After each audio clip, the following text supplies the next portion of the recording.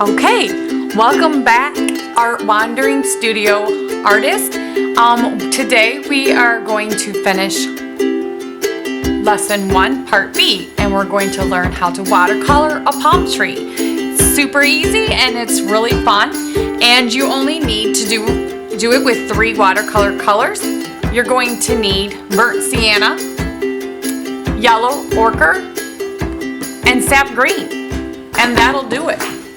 So let me show you how you're going to be creating this. One thing is, you'll notice that the details and the space we leave around the leaves, but basically there's a lot of different types of palm trees. So one thing I would recommend you doing is thinking about what region a palm tree you want to do, and try to find some reference pictures. So you can do that easily on Google Images. So one thing that's great for artists is that getting reference pictures today is a whole new world than what it was not that long ago, where artists had to actually go to the locations and take their own pictures. So today we can just go to Google Images, and after you've practiced this super basic technique I'm going to show you today, try going to Google Images for a challenge and finding one that you like and find a photograph of it and try to copy that. For example, I have good memories of always going to St. Augustine in spring break, so it would be kind of a good idea to go to St. Augustine, go to Google Images and type up St. Augustine palm tree, and I'd probably find quite a few. So as you noticed, I put in my well, as I was talking, I have sap green, I have burnt sienna, and I have yellow ochre. Those are the only 3 colors that we need, but what's cool is we're going to be mixing them. So we're going to first, I'm just going to set my watercolor paper aside and zoom up on my color mixing for a minute here. Now, color mixing and color theory is important for every artist. So if you are super inexperienced and you don't even know how the color wheel works or how color mixing works, for example, you don't know that red and blue make violet, or that yellow and red make orange, or that green is made by mixing yellow and blue, and that by adding white you make tints, by adding black you're making shades. If you don't know those basics, I highly recommend you stopping the video and looking up color theory on YouTube. There's gobs of great videos already created, and just watch one that's 5 minutes long and just kind of get an idea about color mixing. But we're going to go ahead and get started. So whenever you're watercoloring, you want to always fill the well with water first. But controlling the water is really something that you're gonna just need to practice and get used to. I am going to use less water when I mix today than I did with my sky with the watercolor wash. So if you did not already watch Art Wandering Video 1, Lesson 1, Part A, where I taught you how to watercolor a sky, it might be a good idea to stop and do that. But I'm just gonna add like less than a quarter, maybe like 2 dimes put together, because you don't want to mix as much water when you're not doing something transparent.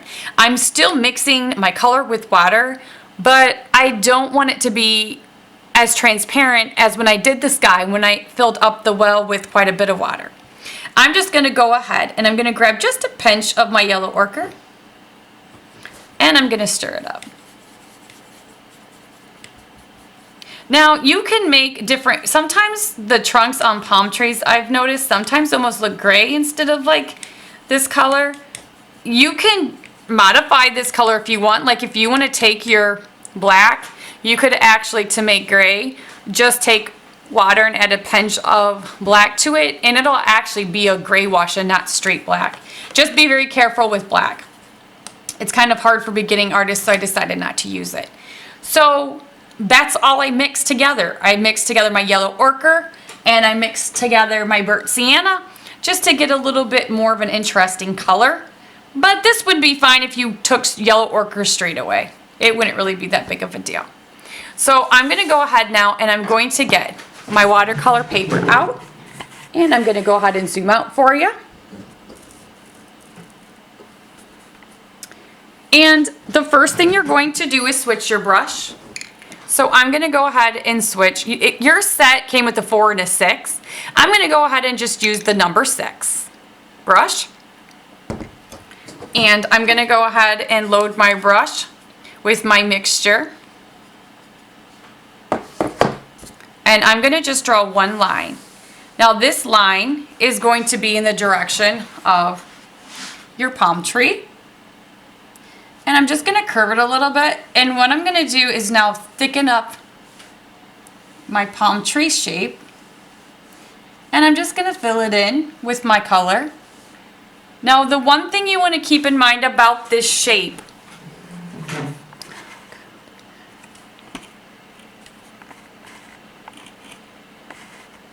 is that it's wider on the base than it is at the top. You can actually see I had a little bit of water on my paper and it started to bleed out. That will happen, so you might want to just be careful. But it needs to be a thicker base at the bottom than at the top. It can be curvy on the left, it can be curvy on the left, and hard on the right. And I just kind of round my bottom. It just gives it a more 3D effect. And then while it's still wet, I'm going to just go ahead and take a little bit of my pure burnt sienna. Again, I'm controlling how much water I'm going to put with this. I don't want that much water. Just a drop or two, to be honest. And I just kind of keep mixing it until it feels comfortable. But then at the base, I'm going to lay that right on top. And I'm just going to curve it. And I'm just going to keep coming up and curving it. Almost so that it looks like a giraffe, to be honest. We're going to go back in and add more details in a minute. And I'm letting it get smaller and smaller as it goes up my trunk. Okay.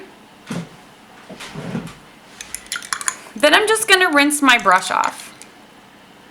But I'm also going to dry my brush off. So I rinsed it off and I'm going to dry it. I'm going to take a dry brush now. And I'm just going to go and keep drying it off. And I'm making little tiny curved lines as I go up. And I'm being pretty careful not to touch my edges. What I'm doing is I'm trying to give my palm tree some texture. Texture is the way something looks or feels. And you need to do this while it's still wet. You don't want it to be absorbed in. So again, I'm just kind of taking it there. Now, did you see how this is not moving as much? That's because it started to dry off. No big deal, I'm just going to wet my brush.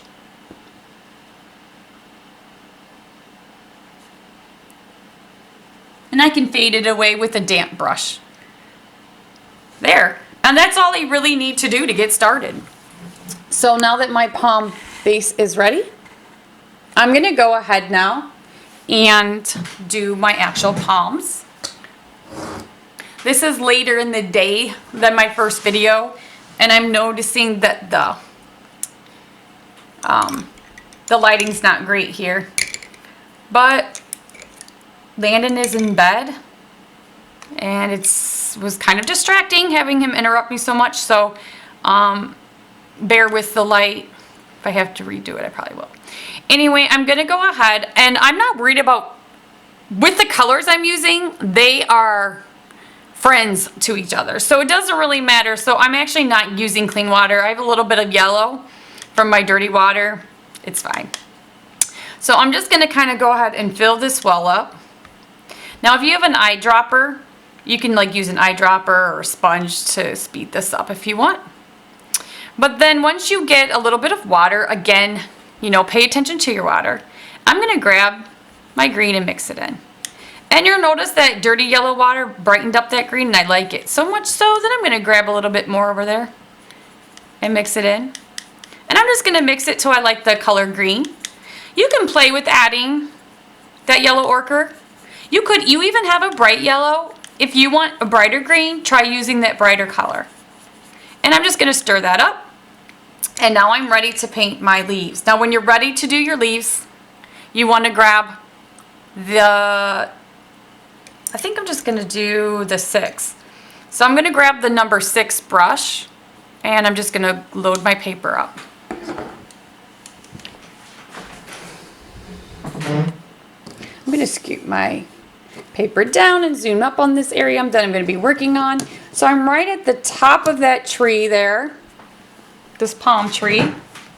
I want you to imagine a spider.